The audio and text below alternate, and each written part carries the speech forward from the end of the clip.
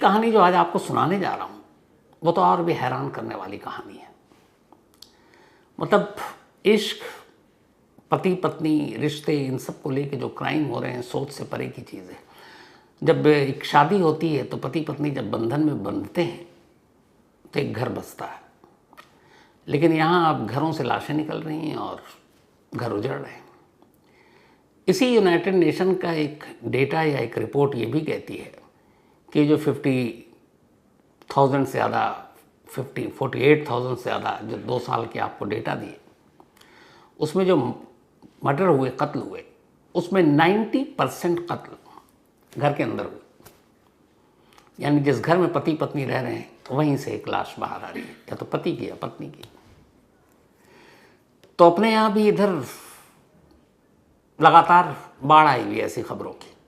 हालांकि अपने देश में कोई ऐसी एजेंसी नहीं है जो इस तरह के डेटा तैयार करे कि हर साल हमारे देश में कितने पति का कत्ल पत्नी करते हैं या कितने पत्नी पति का कत्ल करती है। अलग से डेटा नहीं है। एक इकलौती agency NCRB, national crime record bureau, वो सिर्फ ये देती है कि देश में कितने मर्डर हुए और किन किन वजहों से मर्डर हुए। तो लास्ट उनका जो डेटा था उसके हिसाब से हमारे देश में 28,000 के आसपास मर्डर हुए, और उसमें से 2 उन्होंने जो निकाले वो ये कि इसमें से 1401 मर्डर जो हुए थे वो लव अफेयर में हुए, और 1440 रिश्तों को लेकर हुए, हस्बैंड वाइफ के, लेकिन उसमें फैमिली मेंबर भी शामिल है। तो एग्जैक्ट हस्बैंड ने कितने कत्ल किए पत्नियों के और एग्जैक्ट वाइफ ने कितने मर्डर किए हस्बैंड के, ये डेटा अभी तक अलग से नहीं बना। पर मुझे लगता है जिस तरीके से ये सारी चीज़ें अब सामने आ रही हैं, आने वाले वक्त में NCRB को इसका एक अलग कॉलम बनाना पड़ेगा। तो खैर, आज की कहानी शुरू करते हैं। जिस मेरठ से ड्रम निकला, मुस्कान और साहिल की कहानी आजकल आप देख ही रहे हैं, मीम बन रहे हैं। अब लोग घरों में ड्रम की बातें करने देख के भाग जाते हैं। उसी मेरठ से 400 किलोमीटर दूर उसी यूपी में एक जगह है जिसका नाम है औरैया। इस औरैया में 5 मार्च को एक शादी थी दिलीप, और शादी थी दिलीप के साथ प्रगति की जो बड़ी बहन थी, वो दिलीप के बड़े भाई से ऑलरेडी उसकी शादी हो चुकी थी। तो एक तरह से उसी घर में प्रगति जा रही थी जिसमें उसकी बड़ी बहन ऑलरेडी बहू बनकर रह रही है। घर वालों ने दोनों की मर्जी से शादी की, प्रगति भी तैयार हो गई, उधर दिलीप भी तैयार था। दिलीप एक करोड़पति घराने का लड़का था, 21 साल उम्र। वो जो क्रेन व्रेन चलते हैं तो वो सारी मशीनें थी उन लोगों के पास बड़ी बड़ी, तो करोड़ों रुपए की मिल्कियत। तो अच्छा घर था, प्रगति की बड़ी बहन खुश थी, पैसे भी थे। तो घर वालों ने सोचा कि छोटे बेटे से छोटी बेटी की शादी कर देते हैं, रिश्ता तय हो गया। 5 मार्च को बड़ी धूमधाम से शादी हुई। दिलीप पूरे ताम झाम के साथ बारात लेकर आया, उसके बाद प्रगति को ब्याह कर अपने घर ले गया। 6 मार्च को वो घर पहुंची। उसके बाद धीरे धीरे वक्त बीता, वहां पे तमाम मेहमान आए, मुंह दिखाई में पैसे मिले। फिर इसी बीच 8 दिन बाद होली आ गई। तो 6 मार्च को ससुराल आने के बाद 2 दिन के बाद उनकी रस्म थी, वो फिर वापस अपने मायके चली गई थी 8 मार्च को। फिर वो वापस आई 4 दिन के बाद 12 मार्च को। फिर 14 मार्च को होली थी, होली पे फिर मायके चली गई क्योंकि शादी के बाद पहली होली थी। 14 मार्च को अब प्रगति घर चली गई और अब अपने घर पर है, मायके में है। शादी के अब ठीक 14वां दिन था। 5 मार्च को शादी हुई और अब 19 मार्च की तारीख आ गई। लगभग 14-15 दिन तक शादी की छुट्टी ले रखी थी दिलीप ने और उसे लगा कि अभी शादी है तो छुट्टी ले लेते हैं। छुट्टी वुट्टी ले ली, फिर होली भी थी। 14 दिन बाद पहली बार वो काम पर गया अपने इलाके में, क्रेन को लेकर, बाकी कहीं से जो टेंडर ठेका बाकी चीज़ें थी। तो 19 तारीख को काम पर निकला। वहाँ से उसने अपने बड़े भाई को फ़ोन किया कि अब मेरा काम ख़त्म हो गया, मैं घर लौट रहा हूँ। शादी का घर था अभी तक, लेकिन घर नहीं लौटा। घर वालों ने रात हो गई फ़ोन किया, परेशान इधर उधर ढूंढा। इसी दौरान किसी अजनबी ने उसी इलाके में, गांव से कुछ किलोमीटर दूर, एक लाश देखी। पुलिस को फ़ोन किया, पुलिस पहुंचती है मौके पर। लाश की शिनाख्त होती है दिलीप के तौर पर। घर वालों को खबर दी गई कोहराम, सिर्फ 14 दिन पहले शादी हुई थी। इधर दिलीप की मौत की खबर अब दिलीप के ससुराल पहुंची प्रगति, जो भी 14 दिन पुरानी दुल्हन, अभी हाथों की मेहंदी भी नहीं सूखी है, उस तक खबर पहुंची। वो बदहवास रोते चीखते ससुराल पहुंचती है, पूरा ससुराल पहुंच जाता है। अब जवान बेटे की मौत, 14 दिन पहले शादी का घर, अब भी वही सजावट थी, अब मातम में बदल गया। प्रगति घर आई, रो रो कर बुरा हाल, पूरा मोहल्ला, पूरा खानदान, दोनों पहलू के जो दोनों पक्षों के लोग हैं, सबकी हमदर्दी है प्रगति के साथ कि देखो सिर्फ 14 दिन बाद विधवा हो गई और वो लगातार रोए जा रही है। और ऐसे आलम में यही हाल होगा, मतलब कोई भी नहीं सोच सकता कि इतनी जल्दी शादी हुई है, अभी हाथों की मेहंदी भी सूखी नहीं है और आप विधवा हो गए। खैर, इधर घर और इमोशन अलग चीज़ थी, उधर पुलिस का काम था एक केस की तफ्तीश करना। पोस्टमार्टम हुआ तो पता चला कि गर्दन के पीछे गोली मारी गई है, शरीर पर तेज धार हथियार के बहुत सारे निशान हैं। अब पुलिस केस की तफ्तीश आगे बढ़ाना शुरू करती है, पता करती है पहले करोड़पति दिलीप कोई दुश्मनी, पता चला कि नहीं, वो सीधा साधा पूरे गांव में क्या दूर दूर तक कोई दुश्मन नाम का चीज़ नहीं। इधर नई नई शादी, पता चला कि शादी के बाद दोनों बहुत खुश थे, प्रगति भी खुश थी, दिलीप भी खुश था। प्रगति के घर वालों में भी ऐसा कोई नहीं जो मतलब क्रिमिनल जिसका बैकग्राउंड हो। अब पुलिस तफ्तीश कर रही है, कुछ समझ में नहीं आ रहा कि कातिल कौन है, लेकिन केस को अंजाम तक पहुंचाना है। पुलिस ने फिर वही अपना नया तरीका अपनाया जो आजकल है बड़ा काम का, सीसीटीवी कैमरा और मोबाइल का जो कॉल डिटेल है उसका डेटा, उसको खंगालने का फैसला किया। अब घर वालों से पूछताछ की कि कहाँ से कहाँ तक गया था दिन भर के, उस दिन 19 मार्च का जो उसका रूटीन था, पुलिस ने उसको फॉलो किया पूरी टीम को। जिस जगह लाश मिली थी उस जगह के आसपास पुलिस ने देखना चेक किया शुरू कि कहीं कोई कैमरा हो, दिख जाए सीसीटीवी, पर वो सुनसान इलाका, वहाँ सीसीटीवी कैमरा था नहीं। लेकिन फिर पता चला कि एक रेस्टोरेंट में गया था दिलीप और वहाँ कुछ लोग आए थे और फिर उनके साथ वो क्रेन लेकर निकला था। तो जब क्रेन लेकर निकला तो क्रेन तो काफ़ी बड़ा होता है, उन रास्तों को पुलिस ने टटोलना शुरू किया। पुलिस के नसीब ने साथ दिया, एक जगह एक कैमरा दिख गया, कैमरा दिखा तो वो क्रेन भी नज़र आया। पुलिस को उस क्रेन पर दिलीप के अलावा कुछ 3-4 और लोग बैठे नजर आए, लेकिन चेहरा साफ नहीं था। अब यहाँ से ये पता चला कि जिस रेस्टोरेंट में वो बैठा था उससे पूछताछ हुई तो मालूम हुआ कि दिलीप आया था, घर जा रहा था। कुछ लोगों ने कहा कि उनकी गाड़ी फंस गई है, क्रेन की ज़रूरत है, मदद कर दीजिए। दिलीप ने इंसानियत के नाते कहा चलो मैं ही मदद कर देता हूँ। वो क्रेन लेकर खुद चल पड़ा था। अब चेहरा साफ नहीं, सीसीटीवी कैमरे में उनको कैसे पहचाने।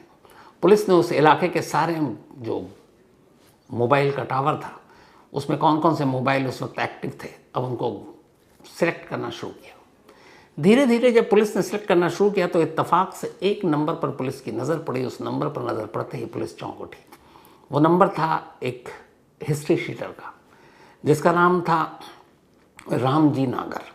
रामजी नागर के ऊपर 10-12 केस थे, मर्डर के भी केस थे, जेल जाना रूटीन था उसका, लेकिन इस वक्त इन दिनों जमानत पर बाहर था। अब जिस जगह लाश मिली उस जगह पर रामजी नागर का पाया जाना, उसके मोबाइल का, पुलिस के कान खड़े कर जाती है। अब पुलिस राम जी को ढूंढती है, इत्तेफाक से राम जी बेफिक्र अपने घर में। पुलिस उससे दबोचती है, उठाती है, लाती है। पहले तो वो इनकार करता है, फिर पुलिस उसे सीसीटीवी कैमरा दिखाती है। मौका या वारदात पर उसके मोबाइल के ज़रिए उसकी मौजूदगी का सबूत देती है। तब राम जी नगर कहानी सुनाता, उसने कहा मैंने मारा। फिर वो 2-3 नाम और लेता है।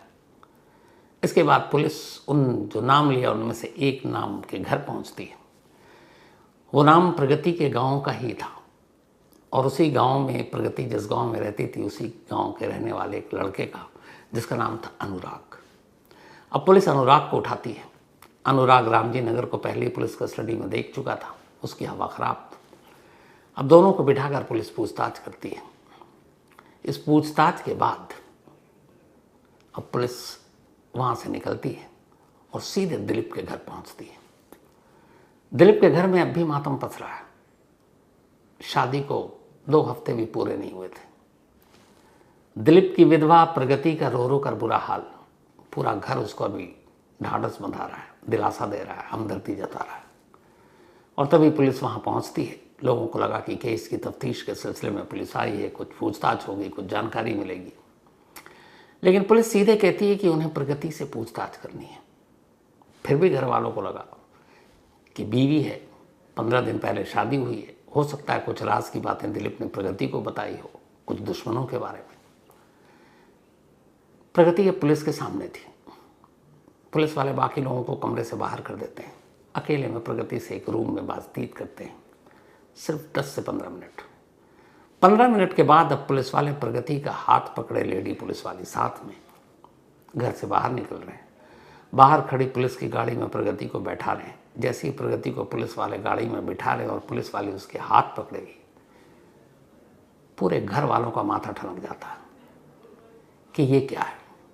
एक तो पति सिर्फ शादी के 14 दिन बाद मर गया, 14 दिन के अंदर वो विधवा हो गई, और पुलिस उसे अपने साथ गाड़ी में बिठाकर क्यों ले जा रही है।